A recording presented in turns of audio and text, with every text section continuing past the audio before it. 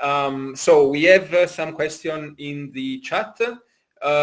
First, there was one. Oh, right, yes. One from Maria Elena. Would you like to say it yourself, or should I read it? I go on and read it. Go. I go? Okay. So the question was basically beyond, because we have been focusing on the European left and your relationship with it. What about the world left? What about context there? I know that there's something with Brazil. I know there's at least one important Indian communist that took a direct interest in the Ukrainian events. But yeah, if you can tell us more, if it is of any relevance.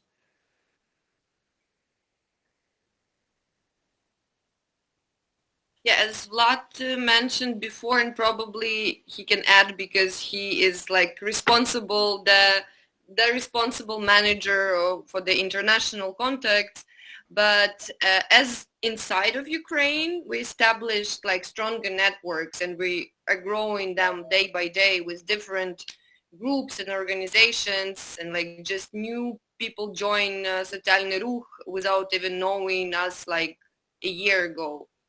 The same happened on the international level, and we got strong support, as we know, from many European groups, but also we like have contacts in places like Hong Kong, where not probably big groups of people support us, but taking into account and how much danger they are for supporting us, it's already something very significant.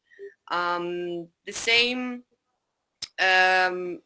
is with the Latin American countries. Yes, they're like a consensus, of course, on the level of elites that it's better to stay out of this. And among the left as well, there is a quite problematic situation. But there are some groups who I would say, like, this happened at least in Brazil and in South Korea, because I personally talked with activists from those groups, that Ukrainian question, let's say, became like a waterline for them politically. And, you know, it was for like many groups the last drop to probably, which might sound as a bad thing, but to divide. But at the same time, it, like, this kind of division, it was already there. It was, and because it's not about Ukraine only, it's just the Ukrainian question became like the last point why some groups divided, and some supported Ukraine, some did not. But those who were supported, they very much eager to, you know, be in contact with us, because sometimes they do not really have like people with whom they can connect in their home country. But at the same time, we were so much, and we still are so disappointed with the reaction of many left-wing groups, from whom we did not really expect to be so like arrogant. Because for us, it's also important to understand that for us, this kind of question is something which we perceive as obvious. It's something which is not a matter of discussion, because we see where the rocket flies from. I mean, at least people in places like Kharkiv or Kherson, they can actually see which side bombs them. So it's not a, you know, matter for like political speculation. Yeah. Sorry, it was to express, yeah, I didn't want to interrupt you. I was just feeling what you mean. Yeah, sorry, there was also a question about this clown, Shelezhenko, I think from Rolf. I was also like in a conflict because of him, because like organizers of the huge conference in Germany invited me, but also invited him. And I did not know who he is before this situation, but then I had to do research to argument why I do not want to share space with this kind of people. And I mean, for me personally, problem is not even that Yuri Shilazhenko, he expresses this like pacifist opinion, which he has right to do, you know, it's his choice. The problem is that he does not represent anyone in Ukraine, like literally anyone. There is no, in Ukraine, as I think it's clear from the talk today, there are, you know, very vivid political life. People in like, they might even see the reasons of the war in a very different way. People think different things about NATO, about Western allies. There is like a lot of ongoing debates inside the society, but the society has a clear consensus of that Russia has to be defeated. That there is like only one question. There is no like, and it's also, there are like people who might be very critical of like NATO, of course, but they still say Ukraine has to win because for them it's a matter of their like personal survival. So I would say that Yuri does not represent anyone, and that's, you know, problem with him. But of course he is very much beloved by those parts of German or Italian left who want to find one Ukrainian that for some reasons want to have this like pacifist position. So there is no like movement behind this person, not even like a group. Okay, thanks. Yeah, I had this impression, but it's great to hear it from you. I think there is another question from Rolf. If you are in contact with the dissidents from Belarusian or Russians.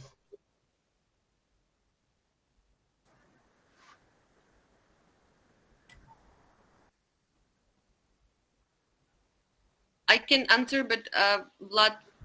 Yeah, Alena, let's start and I continue. Okay, yeah. So basically, the same happened, you know, with many Russian activists, that at some point we just could not like continue talking to them, because what we were hearing is that yes, Russia attacked you, but the problem is that Zelensky decided to resist. Zelensky decided to resist, not like Ukrainians. And it's like one of the first conversations I had when, you know, Lviv was being bombed, and then I read this on like Messenger. No, but they're Russian activists who actively support Ukraine, and of course, like we often like share with them the panels and so on. But also it's important to understand that Ukrainians are quite tired of and like many like feminists and left-wing activists, we're like tired of these attempts to bring, you know, a Russian and a Ukrainian so we could hug each other and create this illusion that everything is okay, everything is fine. So I know that some like comrades, they do not really want to like share a panel, because why do you need a Russian to talk about Ukrainian, you know, like process? And also we believe, I mean, many of us like believe that first of all, Ukrainians have to speak about Ukraine. So, like we need to be represented in the first place. Also, it's important to say that many activists from Russia and Belarus, they were actually refugees in Ukraine because they were persecuted. I mean, since, you know, like 2015, because they were persecuted by their government, and even like some of them joined armed forces of Ukraine, but they still have contacts in their countries. And I don't know if you saw this, but one of such activists, he was killed by Russian army, like a Russian guy was killed by Russian army near Bakhmut, and he was actually one of the organizers of the partisan movement in Russia. So yeah, there are connections, but they like both, I would say that like before the invasion, both Ukrainian and Russian left were quite marginal, and and like Russian left became even more marginal now. And some of them actually are, you know, whitewashing the regime. So we do not think about them as the left anymore, obviously. Well, the only two that I know of, they are actually one lives in Kiev and one lives in, and some live in Milan. Indeed, they moved out of the country also because in Russia, of course, themselves are Belarus. They cannot speak freely anymore. Okay, thanks. Yeah, and also there's a problem. There's a huge problem with Russian movement, both liberal and socialist movements. Now, I don't think that there should be like a big dividing line between these parts of Russian opposition, but both of these movements are incredibly influenced by Russian nationalism in either open or subtle ways, and it actually was the situation for decades. The same experience that we have now, I am as historian find in Ukrainian journals in 60s and 70s of Ukrainian diaspora. People try to denigrate Russian imperialism, and people try to take national part of it. They say it's about Putin invading Ukraine. It's not about Russian imperialism. It's about Putin imperialism. It's not about Russian hostility to Ukrainians as a nation. It's about oligarchs' ambitions and so on and so on. And in such ways, they try to denigrate racist and structural oppression, like national oppression, colonial oppression that exists in these discussions. And in some way, they also come to conclusions that actually like Putin is actually defending, that war in Ukraine is bad, but Putin defending, and try to whitewash their regimes. We have an example of Kagarlitsky, who was writing such stuff in 2014, and we have an example of statement of Irish Russian diaspora a few weeks ago, who are saying that we are in solidarity with Ukraine, but we should acknowledge a part of responsibility on NATO countries for this. So there's a lot of firstly nationalist myths that existing in Russian opposition and always that always existed. That there's no national conflict, there's no racism, and so on and so on. And there's also the type of whitewashing associated with the regime that also widespread. I would say even like the most progressive Russian organizations, they have such problem. For example, in Russian socialist movement, or as the organizations that we are cooperating from time to time, before the full-scale invasion, before 2022, they had a program, something like this, that Crimea is controversial topic, something like this. They couldn't acknowledge Russian imperialism in Crimea. They was writing that there are some legitimacy and it should be decided in some so-called democratic way. So there are a lot of such things. And the most important thing to counter this, from what I see to closely work with Russian opposition and so on, is to try to bring with Russian opposition, national opposition, bring Chechen people, bring Tatar, bring people from Udmurtia, bring people who are seeing all of this oppression and who like this Russian opposition who can like be super liberal one day and then calls them Russian slurs on the next day. So it's something that should be strongly acknowledged when working with Russian opposition. Nothing like this exists with Belarusian opposition, by the way. And also there are a lot of difference between Russian like oppositional people from different countries. So it's not like ethnical that they're like genetically all racist and so on and so on. But for example, Russians that existed together with people like with Kazakh people, with Ukrainian people, they understand absolutely different situations. They merely don't have this racism. For example, Russian Ukrainians won't say the same racist or nationalist stuff that Russians. So a lot of this dynamic of some structural pressures that people just treat as normal. They think that there's no like national conflicts, no genocide of Ukrainians. That in Russia, none of this Russian opposition saw how millions of Ukrainians and other nations were Russified. They didn't have this, and they don't want to answer on these questions now. So when you're speaking on, for example, the colonial topics with Russian opposition, they immediately become very like one with the rhetoric of one and indivisible Russia, and so on and so on. So it's something that should be very carefully acknowledged, but it's not the point that we shouldn't work with them, but it's the point that we should work with them and try to bring one coalition, and but on our terms, and don't compromise with that tendency that, as I say, they exist in huge opposition organization. Irish diaspora is a good example. It was very sad for me to reading the statement about NATO responsible and so on and so on. But yeah, we are trying to have these connections with Belarusians. We have great connections, especially with the people who are in Ukraine, because it's easier. We are even collecting for them arms. We are not distinguished like the Belarusians, Russians in Ukraine, and so on and so on, and work with them absolutely like 100% with great solidarity with Belarus and Russian organizations in Ukraine, for example. But yeah. So, yeah, that's it. I also want to speak maybe about, there was thrown the question of decommunization. It's very interesting and I want to discuss it, but let's, for now, enough of me and just go to other questions.